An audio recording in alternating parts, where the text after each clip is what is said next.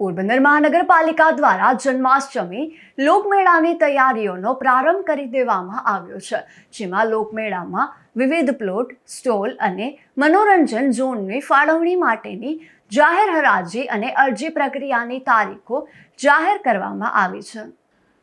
પોરબંદર મહાનગરપાલિકા દ્વારા જન્માષ્ટમી લોકમેળાના સફળ આયોજન માટે વિવિધ પ્લોટ, સ્ટોલ અને યાંત્રિક મનોરંજનની જગ્યાઓ ફાળવવા જાહેર નિવિદા બહાર પાડવામાં આવી છે.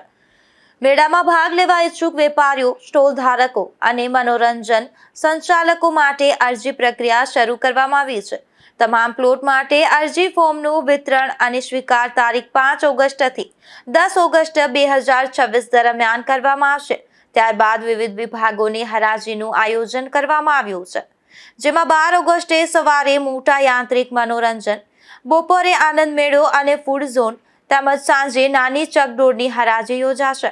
તારીખ 13 ઓગસ્ટે સવારે અન્ય નાની ચકડોળ, બપોરે આઈસ્ક્રીમ શરબત સ્ટોલ તેમજ માટીના રમકડા અને પીપી પ્લોટની હરાજી થશે. ત્યારે 14 ઓગસ્ટે રમકડા અને કટલેરી સ્ટોલની હરાજી યોજાશે અને અંતમાં 17 ઓગસ્ટે સવારે રેકડી, કેબિન અને પાથરણા માટેના પ્લોટની હરાજી કરવામાં આવશે.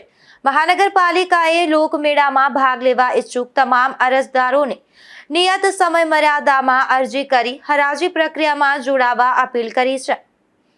નિપુલ પોપટ સાથે અશોક થાનકી, ગુજરાત ન્યૂઝ, પોરબંદર.